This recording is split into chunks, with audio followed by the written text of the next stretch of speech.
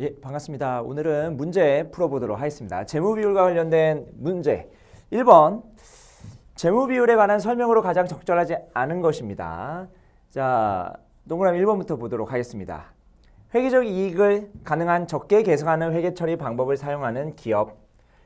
그러니까 이익을 가능한 적게 회계 기준에 따라서 우리가 회계적 손익을 결정하긴 하는데 우리가 경영자의 판단에 따라서 회계적 이익이 어느 정도 달라질 수 있다라고 제가 말씀을 드렸죠.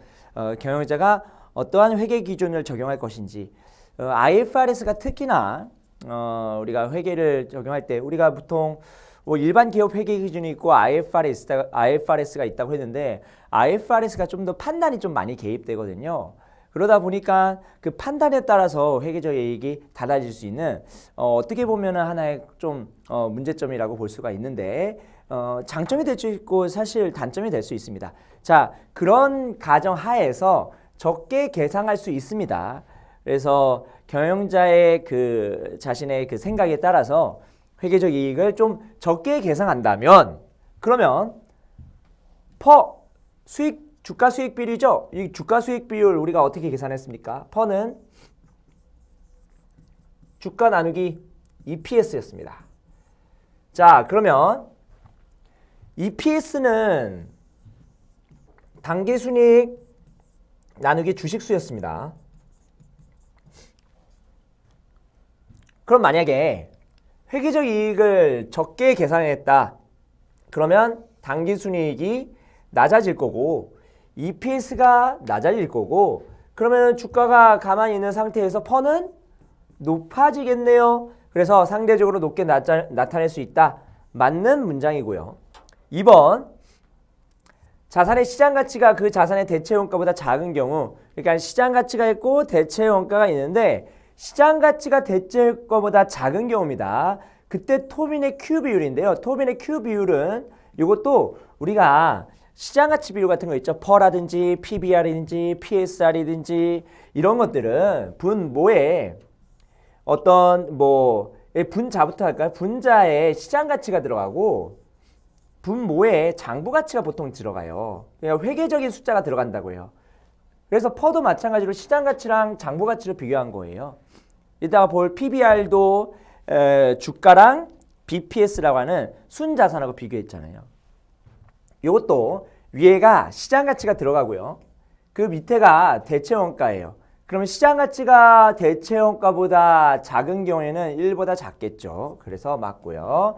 그 다음에 ROE 같은 경우에 지금 3번은 ROE를 묻는 문제인데 자, ROE를 이런 식으로 우리가 정리할 수 있다고 했었죠. 여기다가 설명드려보면 ROE는 자기자본분의 당기순이익인데 요거를 매출액분의 당기순이익 곱하기 총자산분의 당기순이익 곱하기 자기자본분의 총자산 이런 식으로 약분을 시켜가지고 요거를 확장을 시켰다고 그래가지고 이거를 듀퐁 ROE 확장 ROE라고 얘기를 했었죠. 자, 그때 이게 뭡니까? 이게 매출액 순이익률이죠. 여기 있는 그러면 얘가 2%구나.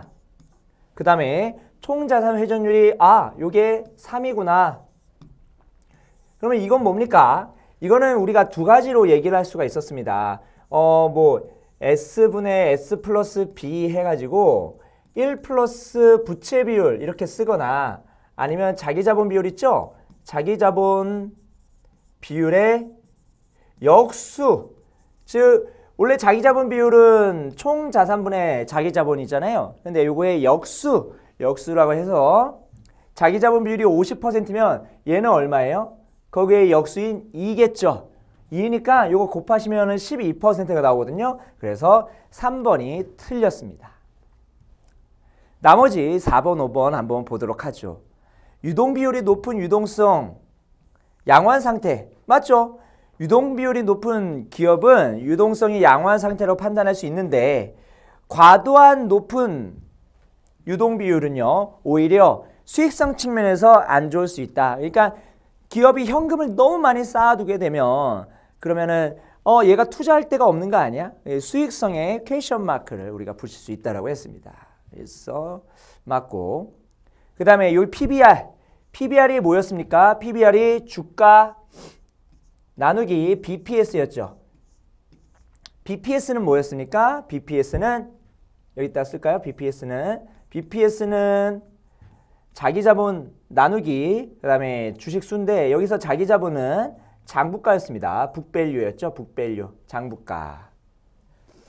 그래서 그 PBR은 일반적으로 수익성이 높은 기업일수록 높게 나타난다. 즉 이 주가가 높기 때문에 이 PBR 자체가 높은 거잖아요. 그래서 이 주가가 높게 나타나게 되면은 저 기업의 주가가 높게 나타나게 된 이유는 성장성이 많기 때문에 높게 나타난 거구나 라고 우리가 해석할 수 있다는 겁니다. 그래서 맞고 1번의 정답은 3번입니다. 자 2번은 조금 간단한 문제입니다. 자 재무비율의 이름과 경제적 의미를 짝지은 내용. 수익성 주가 수익 비율은 우리가 아까 얘기했던 PER이죠. 퍼. 잘 기억해 두세요. 한국말로도 잘 기억해 두시기 바랍니다. 퍼는 수익성이 아니라 시장가치 비율입니다. 시장가치 비율. 그래서 1번이 틀렸습니다. 자, 매입채무 회전율은 뭐예요? 매입채무 대비 매입액이라든지 매출액이라든지 활동성을 나타낼 지표였고요. 이자보상 비율은 뭐였습니까? 영업이익 대비 이자비용. 그러니까 이자비용 대비 영업이익이죠. 그래서 이자보상 비율을 식으로 나타내면 영업이익이 위에 있어요. 영업이익이 위에 있고 그 다음에 이자비용 인터레스트 이자비용분의 영업이익 해가지고 요거는 레버리지를 나타낸 거다. 기업의 차입금 규모가 얼마인지 이거를 여기 있는 이자보상 비율을 통해서도 알 수가 있습니다. 그 다음에 당좌 비율은 당연히 유동성이죠. 자, 당좌 비율은 식이 어떻게 됐습니까? 여기 유동부채분의 당좌 자산이었죠. 당좌 자산. 그럼 당좌 자산이 뭐였습니까? 당좌 자산은 여기 유동 자산에서 재고 자산 같은 거 뺀 거. 유동성이 떨어지는 그런 어떤 항목이다. 이런 것들을 차감을 한 게 바로 여기 있는 당좌 자산이었죠. 자, 총자본 투자 효율은 이거는 우리가 총자본에서 얼마만큼의 부가가치를 창출해 냈는지 그거를 나타내거든요. 굳이 중요한 식은 아니니까 총자본분의 부가가치라고 보시면 되는데 중요한 건 아니니까 그 부가가치를 나타내는 측면 그리고 여기서 효율이라고 나타내는 그 단어 효율이라는 단어를 우리가 볼 때는 효율이 뭡니까? 효율성이 좋다.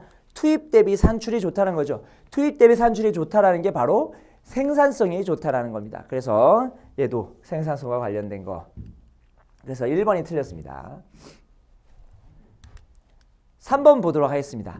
자, 3번은 자기자본 비율이 25%이면 부채 비율은 얼마인가? 자, 자기자본 비율이 뭐였습니까? 전체 자산에서 자기자본이 차지하는 비중이었죠. 그러면 우리가 이런 걸 보면요. 부채 비율은 지금 자기자본분의 부채를 얘기하고 있으니까 우리가 비율 측면에서 얘기하다 보면 이거를 이런 식으로 간단하게 쓸 수 있습니다. 전체 요거를 100이라 두세요. 자산을. 그 다음에 자기자본은 25. 자기자본 25 하게 되면 25% 되죠? 그 다음에 대차 평균 원리 그러면은 자산 100이면 부채는 얼마 있어야지 전체 부채랑 자본의 합이 100이 됩니까? 이게 75가 돼야지. 그래야지 100이 될 거 아닙니까? 이렇게 쓰고 요거를 계산하면 그럼 25분의 75, 25분의 75 하면 300이죠? 이렇게 답을 체크하는 겁니다. 이런 식으로 문제를 빨리빨리 풀 수도 있습니다.